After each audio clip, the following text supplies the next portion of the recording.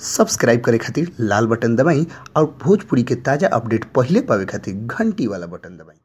छपरा जिला भोजपुरी पर लोग के बहुत बहुत स्वागत बा। बहुत बड़ खबर से लोग के बीच हम रूबरू करावे जा रहल बानी। लोग के पता हुई कि भोजपुरी के सुपर स्टार खेसारी लाल यादव के फिल्म विवादित फिल्म बाबरी मस्जिद के नाम बदल गई। उ नाम हुई हम हैं हिंदुस्तानी। तो ओकर ट्रेलर आई रहे बाबरी मस्जिद के नाम से, जौना के रुआ लोग देखनी बहुत इंतजार कैनी कि फिल्म कब आओ, लेकिन फिल्म विवादित हो गया के वजह से सीन काटे के पड़ल और सेंसर बोर्ड के तरफ से उ फिल्म पर बैन लाग गई, नाम खातिर बैन लाग गई और फिल्म रिलीज ना हो पाई। तो रुआ लोग के इंतजार वही जा समाप्त हो गई। लेकिन रुआ लोग के पता हो चाहिए कि बीते दिन ओकर नाम बदल गई, हम हैं हिंदुस्तानी के नाम से बहुत जल्द यानी 15 अगस्त के आसपास में रिलीज होके वाला बटे।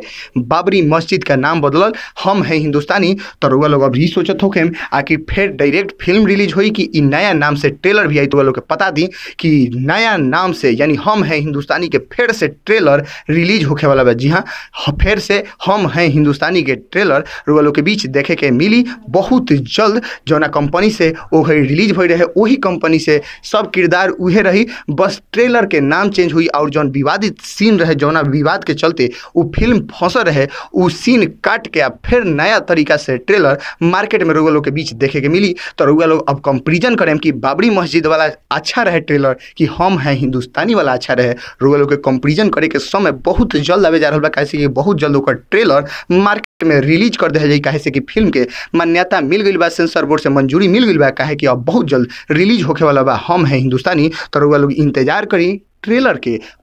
पहले हम रुआ लोग के बीच दिखा दिले बनी फर्स्ट लुक हम हिंदुस्तानी के, अब बहुत जल्द ट्रेलर आई रुआ लोग देखें और रुआ लोग ओकरा के कंपेरिजन करें। तब तक छपरा जिला चैनल से बना रही, लाल बटन दबा के सब्सक्राइब करें और घंटी